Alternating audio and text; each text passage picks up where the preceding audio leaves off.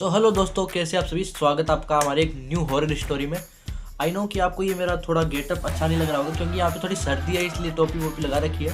बाकी ये बैकग्राउंड ये भी थोड़ा ख़राब है क्योंकि घर का थोड़ा काम चल रहा है। जैसे ही घर बनता है नया होम टूर भी आएगा चैनल के ऊपर, तो उस चैनल को भी ज़रूर सब्सक्राइब कर लेना। वो दूसरा चैनल बनाने वाला हूँ मैं, ठीक है। और एक गेमिंग रूम भी बनाएंगे अच्छा सा, तो उसके लिए भी सब्सक्राइब ज़रूर कर लेना, ठीक है। तो चलिए बिना किसी बकलोली के सीधा स्टोरी के ऊपर पूछते हैं। तो इस स्टोरी के अंदर ये एक हॉरर स्टोरी और ये मेरी खुद की स्टोरी है, तो इसमें थोड़े अभद्र शब्द भी बोले जा सकते हैं। तो ईयरफोन लगा लो बेटर एक्सपीरियंस के लिए, या फिर कान पे लट पड़ने से बचने के लिए माँ बाप के। तो चलिए बिना किसी बकलोली के वीडियो को स्टार्ट करते हैं। सो गाइस, बेसिकली ये स्टोरी मेरी है और ये मेरे ननिहाल की है। जब मैं अपने ननिहाल में गया हुआ था मम्मी के साथ अपने, तो वहाँ पे मेरे एक मामा का लड़का था जो मेरे से बहुत ही मतलब फ्रेंड थे। ये मान लो भाई नहीं मानते थे, फ्रेंड मानते थे। तो ऐसे ही बकलोल बंदे थे, ऐसे ही मज़ा करते फिरते थे, ठीक है। तो एक दिन क्या हुआ कि रात के 12:30 बज रहे थे। अब आपको पता है गांव में ये किस्से होते रहते हैं, और मोस्टली राजस्थान के गांव में तो आपको पता ही है फिर। तो मेरा ननिहाल जो था सरदार शहर के पास में था। जैसे चूरू का मैं हूँ, सरदार शहर के पास में मेरा ननिहाल था, एक छोटे से गाँव में, फोगा गाँव में। तो उस गाँव में एक रात क्या हुआ कि आपको पता है जब घर वाले सब मिलते हैं एक साथ में, जब गाँव से आते हैं तो फिर सोते नहीं है पूरी रात, बातें करते रहते हैं 3-4 बजे तक, बाद में सोते हैं। तो उस दिन भी बातें कर रहे थे सब। तो मेरे मामा ने मतलब थोड़ी बहुत पी रखी थी, वो पीते हैं। तो उन्होंने रात को 12:30 बजे करीब मेरे को 10 रुपये दिए और बोला कि सुबह जाके चीज़ खा लेना। अब भाई चुल थी अंदर कि नहीं, चीज़ तो अभी खाएंगे। बच्चे भी थे, 10-11 साल का था मैं। तो मेरे मामा के लड़के को मैंने लिया और बोला कि चीज़ खा के आएंगे। वहाँ पे पास में एक दुकान थी, ज़्यादा दूर नहीं थी। और आपको पता है जो गांव के घर होते हैं थोड़े खुले होते हैं, मतलब आगे से वो पूरा खुला था, इतना खुला था कि आप क्रिकेट खेल सकते हो उसके अंदर। और आधा जगह आगे का था वो पूरा खाली था, और उसके आगे हमारा मेन डोर था, मतलब वो लकड़ी का बना हुआ। ऐसे गांव वालों को पता होगा, ऐसे करके उसको रख के खोलना पड़ता है ना। तो आगे घर था, बीच में मैदान था, और बीच में अंधेरा इतना था, 12:30 बजे। लाइट भी नहीं थी वहाँ पे, मोस्टली लोगों को पता होगा गाँव में लाइट आती भी नहीं है। तो मेरे को चुल थी भाई, मैं जाऊँगा खाने अभी चीज़।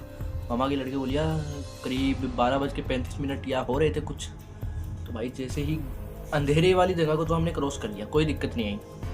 जैसे ही थोड़े आगे गए, गेट खोला, मेन डोर खोलते ही मतलब हमारे घर पे क्या है, इधर वाली साइड पे पीपल का पेड़ है और इधर वाली साइड पे एक नीम का पेड़ है, ठीक है। अब आपको पता है दोनों ही पेड़ों में डर होता है। तो जिस साइड पीपल का पेड़ था उसी साइड एक दुकान थी, वहीं पे हमें चीज़ लेने जाना था। ज़्यादा दूर नहीं थी, लगभग 50 मीटर दूर थी, ठीक है। तो हमने सोचा ठीक है, तो हम बाहर निकले, पीपल की ओर बढ़े। थोड़े बहुत 2-3 कदम हमने मोस्टली रखे ही थे कि पीछे से नीम के पेड़ से हमें एक आवाज़ आती है। वो कुछ ऐसी आवाज़ थी, तो मतलब अचानक से ऐसी आवाज़ आती है। हम देखते हैं कौन है भाई पीछे। पीछे देखते हैं, हमारी दोनों की आंखें जो वो ऐसे फटी रह गई और मुंह ऐसे खुला ही रह गया, क्योंकि हमने जो देखा वाइट साड़ी में नीम के पेड़ के ऊपर कोई लड़की बैठी हुई है। वो भी रात के 12:30 बजे, कौन नीम के पेड़ के ऊपर चढ़ेगा भाई। और वो ऐसे करके हमें घूर के देख रही है सिर्फ। हम डर गए भाई, हम जो मतलब भागे है ना वहाँ से, बता नहीं सकता आपको, इतनी तेज़ भागे, अंदर जाके बैठ गए। तो घर वालों ने पूछा क्या हुआ, तो हमने बोला कुछ नहीं, ऐसे ही बस पेशाब करने गए थे, कुछ नहीं हुआ। तो बाहर हम बैठे थे चौकी के ऊपर, तो वहाँ पे थोड़ा अंधेरा था, तो हम जाके बैठ गए। तो मामा के लड़के ने बोला यार ऐसी तो कोई चीज़ आज तक मैंने गांव में नहीं देखी, मैं गांव में ही रहता हूँ, लेकिन आज हमारे साथ ये क्या हुआ। मैं भी मतलब एग्जिस्ट नहीं कर पाता, क्योंकि 1 सेकंड के अंदर वो चीज़ हो गई, हम भाग के भी आ गए। फिर हमारे अंदर तो चुल थी, फिर भी मैं तो भाई डर के वहीं बैठा रहा। तो मामा के लड़के ने मेरे को बोला कि ऐसा कुछ नहीं होगा, हमारा वहम होगा, चल चीज़ खा के आते हैं। तो मैंने मेरे मामा के लड़के को ऐसा देखा और बोला अबे बहन के लड़, यहाँ पे गांड फटी बड़ी है और तू चीज़ खाने की बात कर रहा है। मैंने पैसे निकाले, उसके मुंह पे मारे, बोले तू खा के आ, मेरे को नहीं खाना चीज़, ठीक है। तो उसने बोला नहीं भाई साथ में चलेंगे। तो थोड़ी बहुत उसने समझाया कि ऐसी कोई चीज़ नहीं होती। तो मैं चल दिया, फिर से साथ में चल दिया भाई। अब फिर से साथ में गए। अब हमने पीपल का पेड़ भी क्रॉस कर लिया, कुछ नहीं दिखा।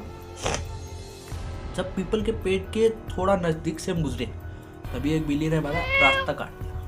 अब गांव वाले जो लोग हैं एक वहम करते हैं कि जब बिल्ली रास्ता काट जाए तो अपनी चप्पल फेंक के उसको रास्ते को काटना होता है, चप्पल को। तो मामा के लड़के ने चप्पल फेंकी और फिर बोला कि कोई दिक्कत नहीं है, हम सेफ है। तो मैंने सोचा चलो ठीक होगा कुछ। तो मैं चला गया भाई उसके साथ चला गया।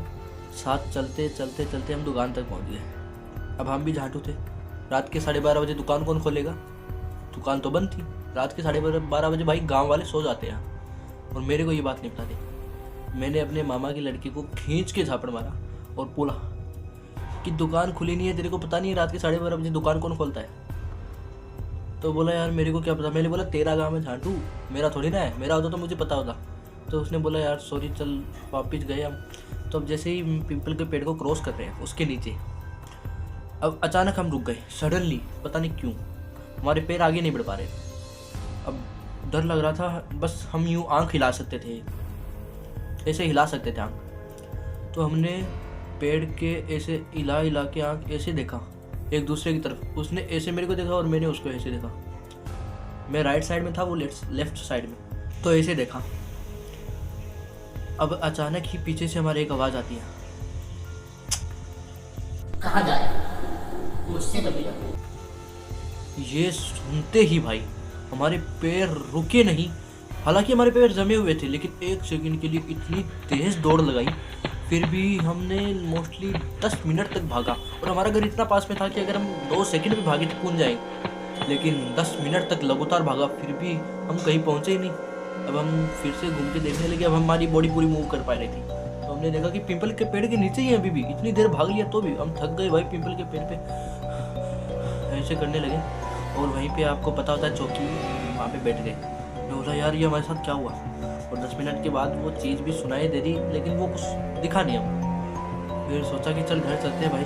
तो पैदल चल के, अब वो थोड़ा थक गया था, वो मेरे से छोटा था, मामा का लड़का। तो मैंने उसको कैसे चीज़ उठाया और धीरे ले जाने लगा। भाई वही चीज़ सेम हो रही है। 10 मिनट तक चले, घर ही नहीं आया।